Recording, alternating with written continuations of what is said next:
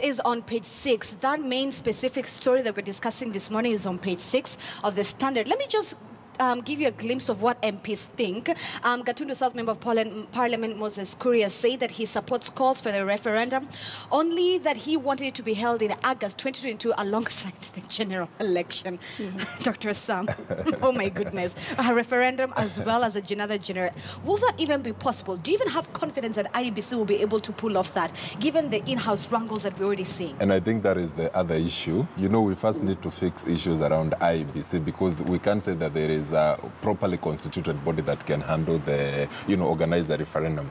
But actually, for me, the other issue that I have is the fact that when you talk about this referendum, you're talking about perhaps expanding the structure of the executive.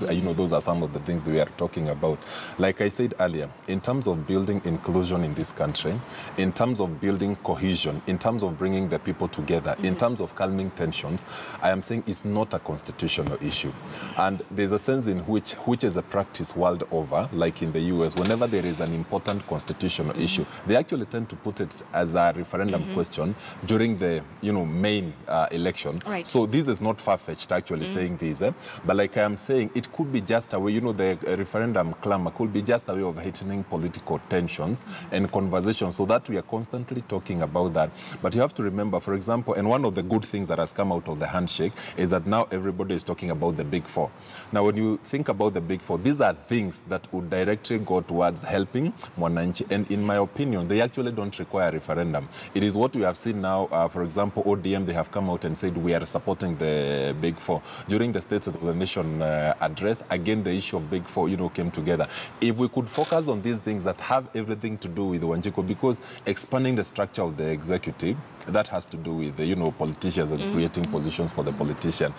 I think what Wanjiku is crying for is services, things that will directly help.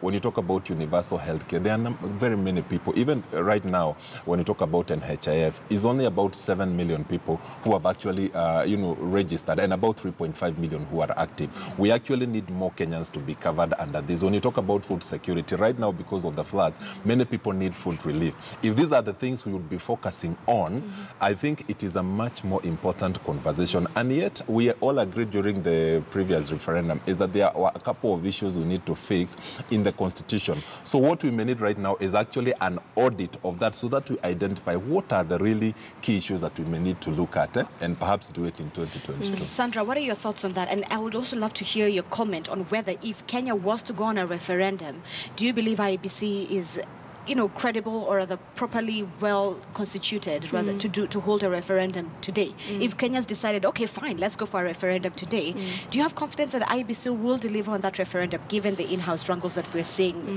within their body? I do agree with some that the sentiments by the MP are not entirely far-fetched, and I think that's another issue that perhaps over time we'll need to focus on in terms of the benchmarks, so that again we are not politicking. You're not politicking every year, every month, so that we have a structure. Every 5 years we have elections, and is it possible at that particular time also to adopt best practice? And that is when now you are asking citizens to also engage in a referendum. So that kind of structure perhaps will also be helpful for us, or helpful to us, in terms of addressing some of these socio-political issues.